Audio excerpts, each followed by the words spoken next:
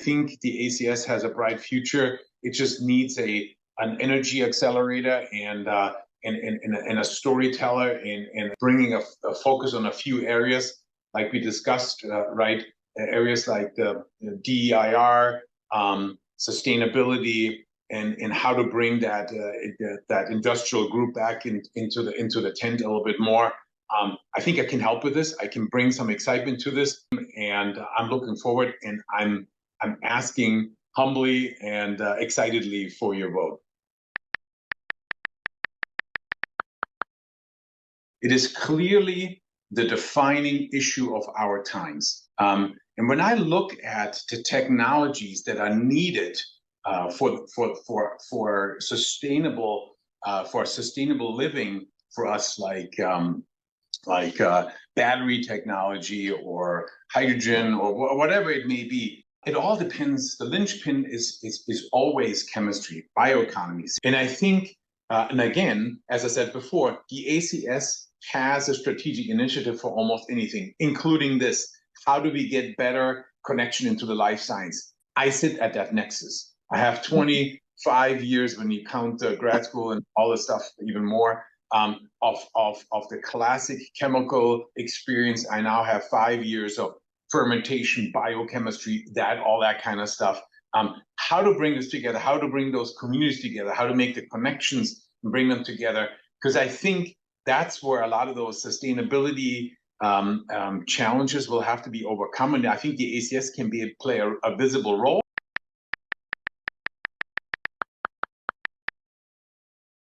I think when presented with the opportunity to run for ACS President-Elect, he thought about it for quite a while.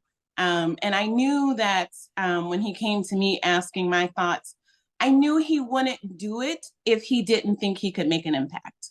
And so I think that anyone voting for him should know that he will absolutely give it his all to work through his platform, to listen to everyone's opinion about things that they may think need to change or improve. But ultimately, he will always do what he thinks is best collectively to make the impact that's most needed. U.S. patent law requires a human body with flesh and blood and a pulse to be an inventor. It can't be a machine, right? So there's a lot of questions to be answered. Now, everything we are at the fever pitch of the hype curve. So we have to also keep this in mind.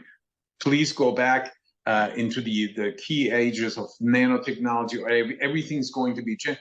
AI will play a strong role, but it won't be it will be more measured than we think. So we have to make it back out of the hype curve, back into the normal trough, right? And so really think, what are the tools we can use? Because we went from single experiments to high throughput, and then that was supposed to change everything. You know what? We still rely on our super smart researchers to do all the work.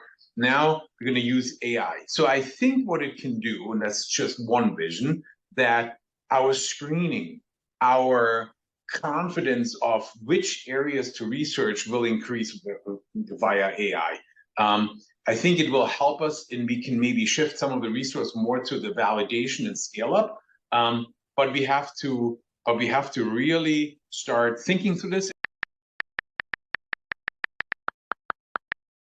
I want to pick a city that is open to everyone, but it also provides the infrastructure and is welcoming. And so I live in Minneapolis. How about that, right? I mean, when you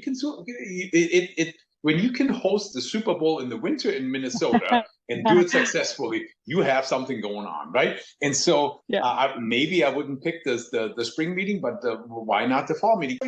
Detroit, of course, we 10, 15 years ago got some bad reps and so on, but give Detroit some credit, right? They have great facilities. They have really done a lot. They have their own identity. They pull themselves up, and you can go from the river now all the way to the new Red Wings Stadium or Piston Stadium and so on. And there's a lot to do, and it has a lot of history. So Minneapolis first, Detroit second. Both cities are inviting to everyone. Both cities provide fantastic infrastructure. The one thing I think that we can start adjusting with the brand a little bit, it just to make sure that it goes with the times, right? And I think it has done this, but again, we talked about it has lost a little bit of the relevance with the industrial ACS members, and so how do we get that back? But I think the fundamental brand of the ACS is strong. It's built on science and integrity, and as a great connector point for the scientific enterprise. If we now sort of strengthen and amplify our storytelling and bring the third arm back into the mold more effectively, I think the ACS is in its future is really fantastic.